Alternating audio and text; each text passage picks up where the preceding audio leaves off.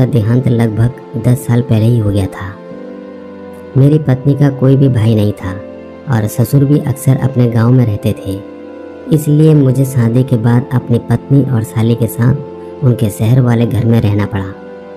मेरी पत्नी देखने में बहुत सुंदर है, साली से भी ज़्यादा। मैंने कभी भी अपनी साली को पेलने के बारे में नहीं सोचा। हम लोगों की ज़िंदगी बहुत मज़े में कट रही थी। शादी के 1 साल बाद मेरी पत्नी ने एक सुंदर से बेटे को जन्म दिया। क्योंकि बच्चा अभी छोटा था और उन दोनों की देखभाल करने वाली कोई समझदार स्त्री नहीं थी, तो मेरी माँ ने मेरी पत्नी को अपने घर बुला लिया। अब घर में मैं और मेरी साली अकेले रह गए थे। मैं उससे बहुत कम बात करता था और सुबह जल्दी काम पर निकलता था, रात को देर से आता था। मेरी साली मुझे खाना खिलाने के बाद पड़ोस में रह रहे अपने चाचा के घर में सोने चले जाती थी और सुबह जल्दी आकर मेरे लिए खाना बना देती थी। सारी चीज़ें अपने हिसाब से सही चल रही थी। पत्नी से बिछड़े हुए लगभग 1 महीना हो गया था और अब मेरा मन पिलाई करने का होने लगा था, लेकिन कोई तरीका समझ में नहीं आ रहा था। मैं कभी कभी कोई अश्लील फिल्म की सीडी लाकर रात में फिल्म भी देख लेता था, जिससे मेरे मन में पिलाई करने की चाहत और तेज होती जा रही थी। एक दिन मैंने सोचा कि क्यों न अपनी साली को पटाया जाए पिलाई के लिए। इससे मेरा काम बहुत आसान हो जाएगा और जब तक पत्नी नहीं आती तब तक जब मन करेगा भरपूर मज़े ले सकूंगा। यही सोचकर मैं साली को पटाने का जुगाड़ सोचने लगा। एक दिन की बात है कि मैं अश्लील फिल्म वाली सीडी अपने बिस्तर पर तकिया के नीचे भूल गया और काम पर चला गया। बाद में मुझे याद आया कि मैं सीडी तो घर पर ही भूल गया हूँ। फिर मैंने सोचा कि कोई बात नहीं, अगर वो सीडी साली ने देख ली तो मेरा काम और भी आसान हो जाएगा। शाम को जब मैं घर आया तो मेरी साली बिल्कुल नॉर्मल दिखी। वो वैसे भी मुझसे कम ही बात करती थी और मैं भी उससे ज़्यादा बात नहीं करता था। उसको नॉर्मल देखकर मेरा मूड ख़राब हो गया। मैंने सोचा कि उसकी कुंवारी चिड़िया रानी आज ही पेलने को मिल जाएगी, लेकिन मेरे सारे सपने टूट गए। अब मैं अपना सारा दिमाग इस बात को सोचने में लगाने लगा कि कैसे अपने दिल की बात साली को बोलूं। पता नहीं वो भी मुझसे पिलना चाहती है या नहीं। ऐसा ना हो कि कुछ बवाल हो जाए। यही सोचते सोचते सारा दिन बीत गया। मेरा काम में बिल्कुल भी मन नहीं लग रहा था, इसलिए उस दिन मैं शाम को जल्दी घर आ गया। मुझे देखकर मेरी साली ने एक प्यारा सा स्माइल दिया और बोली, जीजा जी आज तो आप बहुत जल्दी घर आ गए, आप चाय पीजिए, तब तक मैं सब्जी लेकर आती हूँ।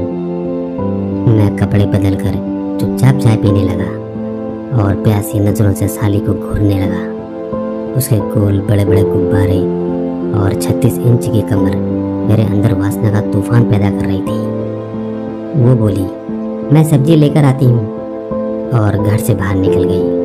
मैं भूखी नज़रों से उसको देखता ही रह गया। बाजार से वापस आने के बाद वो अपने काम में लग गई और मैं कमरे के बाहर निकलकर पोर्च में बैठ गया। थोड़ी देर बाद जब मैं किसी काम से अंदर गया तो मैंने देखा कि कमरे का दरवाज़ा बंद है, लेकिन उसमें कुंडी नहीं लगी थी। मैंने धीरे से दरवाज़ा खोला और अंदर का नज़ारा देखकर मेरी आंखें फटी रह गई। मेरी साली अपने कपड़े बदल रही थी। उसके शरीर पर केवल ब्रा और पैंटी थी। उसका शरीर बिल्कुल संगमरमर की तरह चिकना था। मैंने सोचा कि मौका बढ़िया है, अभी जाकर इसको दबोच लेते हैं और अपनी इच्छा पूरी कर लेते हैं। लेकिन अंदर से एक डर भी था कि कहीं बात बिगड़ न जाए, क्योंकि हम दोनों के बीच कभी भी ज़्यादा बातचीत नहीं होती थी, ना ही कोई हंसी मजाक होता था। अब मैं ये सब सोच ही रहा था कि दरवाजे की घंटी बजी और मैं जल्दी से बाहर आ गया। दरवाजे पर पड़ोस में रहने वाली चाची और उनकी बेटी आए हुए थे। मेरा तो सारा मूड ही खराब हो गया। एक सुनहरा मौका आते आते हाथ से निकल गया। उसी बीच में 2 दिन की छुट्टी लेकर अपने घर आ गया, क्योंकि अपने बेटे को देखे हुए काफ़ी दिन हो गए थे और पत्नी को भी बहुत दिनों से नहीं छुआ था। लेकिन घर आने के बाद भी पत्नी को पेलने का मौका नहीं मिला। 2 दिन रुकने के बाद मैं वापस आ गया और मैंने जानबूझकर शाम की ट्रेन पकड़ी।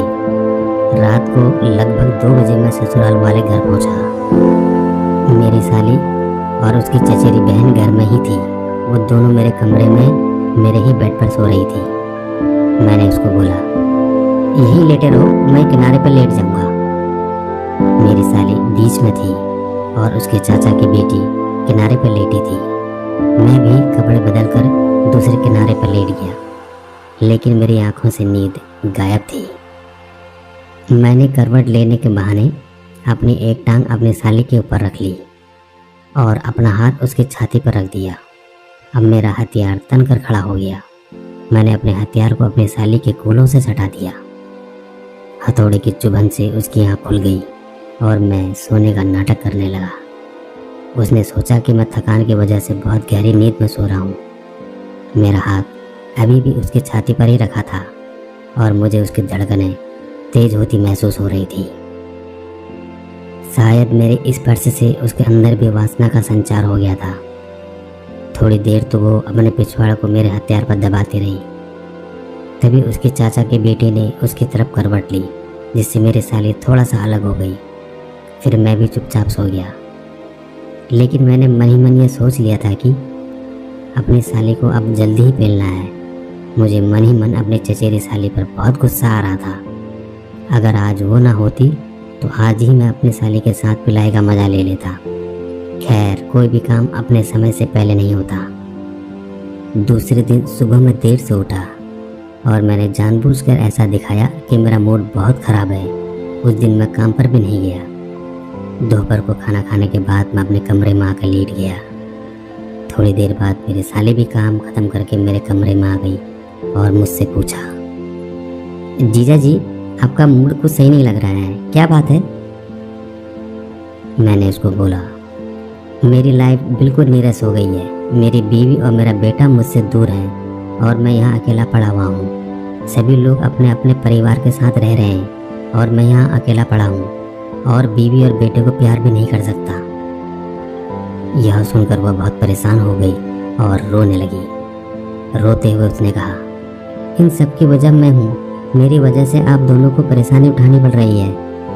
मैंने उसको समझाया, ऐसा नहीं है, लेकिन उसने रोना बंद नहीं किया। फिर मैंने उसको गले से लगाया तो वह और तेज रोने लगी और मैं उसको चुप कराने लगा। और उस दिन हम दोनों ने रिश्तों की मर्यादा तोड़ दी और दो जिस्म से एक हो गए। उस दिन से दोस्तों मेरी तो दुनिया ही बदल गई।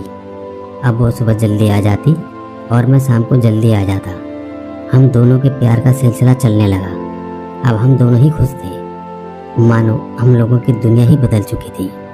ये सिलसिला करीब 2 साल तक चला और उसके बाद उसकी शादी हो गई और शादी का सारा खर्च मैंने ही उठाया। अब वो अपने पति और परिवार के साथ खुशी खुशी रह रही है। तो दोस्तों, मेरी ये कहानी आप लोगों को कैसी लगी? कृपया अपने विचार कमेंट्स के माध्यम से ज़रूर बताएं। धन्यवाद।